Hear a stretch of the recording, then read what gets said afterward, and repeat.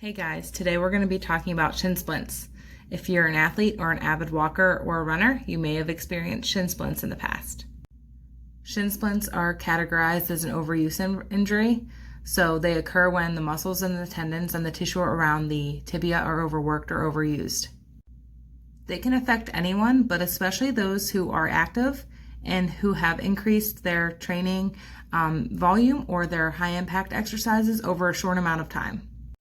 The primary symptom of shin splints includes pain or tenderness over your shin, either one shin or both if they're both involved, especially with increased activity.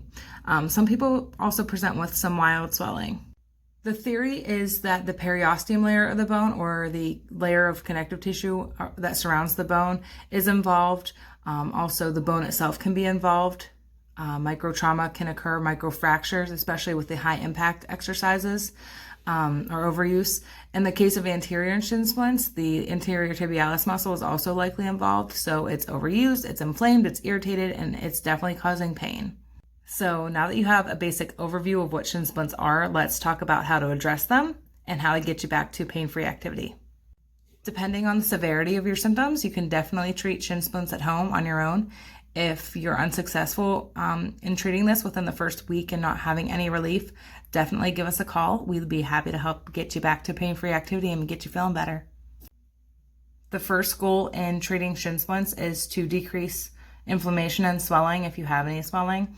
You'll want to rest initially and avoid exercise and excess walking, and you'll want to take a break from sport activity and running. An easy way to remember how to decrease inflammation with any injury is RICE, R-I-C-E, rest, ice, compression, and elevation. You'll want to ice intermittently for the first 72 hours upon the onset of your symptoms. You'll want to do this multiple times throughout the day for about 10 to 20 minutes at a time, and you'll want to take about an hour break in between each time that you ice. While you're icing, you can also elevate, which is part of the RICE to decrease inflammation. So you can elevate in a seated or laying position, and you want to make sure that your shin is at the level or above the level of your heart. Compression can also help decrease swelling. You can use a compression sleeve or an ACE wrap. Whenever you apply the ACE wrap, you want to start at your ankle and then wrap upward toward your knee.